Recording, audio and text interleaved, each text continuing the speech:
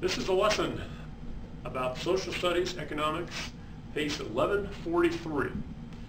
And if you open your page to page B on problem number, well, it'll be 24 through the end of that page and beginning of the next page, there's a whole section about the enterprising young, whatever he's called. Let me find it here. What's he called?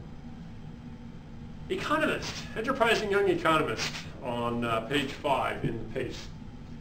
And they lay out how much, this is comparing Saudi Arabia and the United States, and present a scenario where the United States says we're going to stop producing any oil, import 100% of our oil from Saudi Arabia. Meanwhile, we're going to produce lots and lots of food for Saudi Arabia, which they have a hard time producing, and tell them to just stop producing food. And we'll do this complete trade-off, so we call it absolute, where they just completely stop producing one thing and produce 100% of something else. Then they present a problem on page, in the PACE, page B. And let's look at the directions here now on page B. It says, congratulations, you have been appointed an enterprising young economist and have been asked to arrange trade between England and Sri Lanka. Study the following production possibility curves carefully and complete the activities that follow. Now, let's talk about this for a minute. In this scenario, England is really good at producing automobiles, cars, and they can produce a lot of them.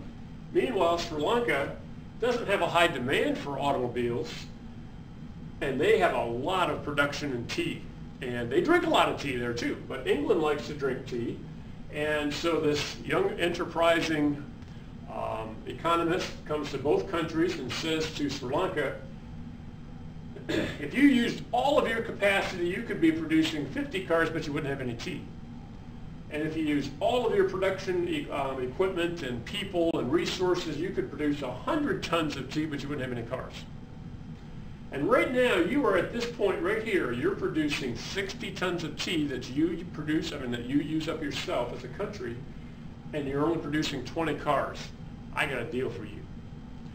I can make, if you'll put all of your energy into making tea and let me take the difference between what you're currently using and the 100, I can get you more cars in here. That tea is worth a lot over there in England, and I can get a lot of cars for England. We'll do a trade-off. Meanwhile, he goes over here to England and says, I can see that if you put all of your resources to making cars, you can make 1,000 cars. But right now, you only need 600 on your roads, and you drink about 8 tons of tea, your people here in your country. And if we could have you, if you were to put all of your resources into making tea, you could do a maximum of 20, but hey, that's a lot more than you'd ever need. So why don't you put all of your energy into producing the 1,000 cars, and I can get you more tea than you can drink, and take some of those extra cars and sell them to Sri Lanka, and you will have more cars than you have right now at this point, and more tea than you have at this point, and I'll make a little money on the side. So he strikes a deal with them. Now let's look what happens here. England has a top limit here. They cannot produce more than 1,000 cars. Over here, Sri Lanka has a maximum here of 100 tons of tea that they can produce. And they don't want to go less than 20 cars, and they don't want to go less than 600. So we have a window of opportunity in here that we can play with some numbers.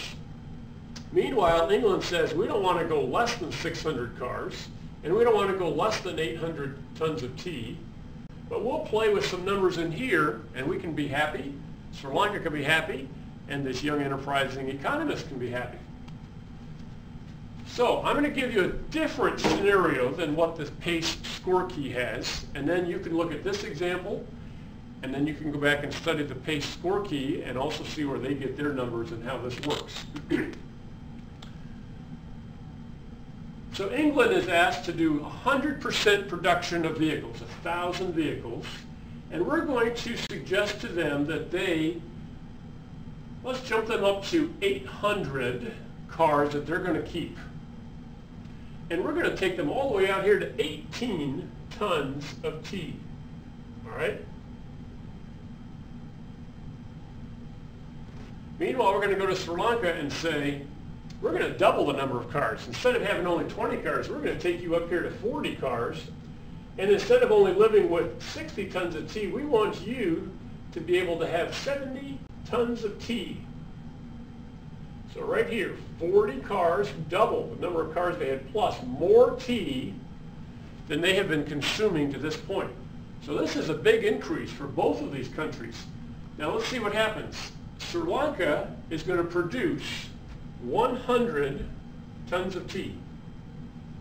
They're going to sell 800 tons over here to the English, and they're going to continue to consume 70 tons, excuse me, not 800 tons, tea. 18, they're going to sell 18 tons of tea to England. Sri Lanka's big tea drinkers, they're going to continue consuming 70 tons of tea. All right, now let's come back and talk about England. England's going to go a maximum capacity of 1,000 automobiles. And instead of only consuming 600 of those, they're now going to consume 800 automobiles. And they're going to sell 40 automobiles to Sri Lanka. Now, what's the difference here? England produced 1,000. They're consuming 800. They've sold off 40 of them. There's 160 left over. And that's the profit that this enterprising young economist gets to keep. And he can sell them to his friends or sell them to other countries, and the profit from that he gets to keep for himself. Because both of these countries have benefited in this deal and gotten more than they had before.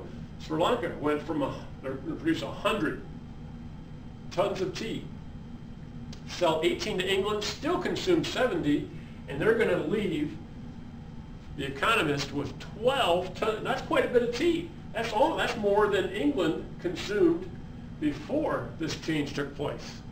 So he's got a lot of tea that he can sell and make money on.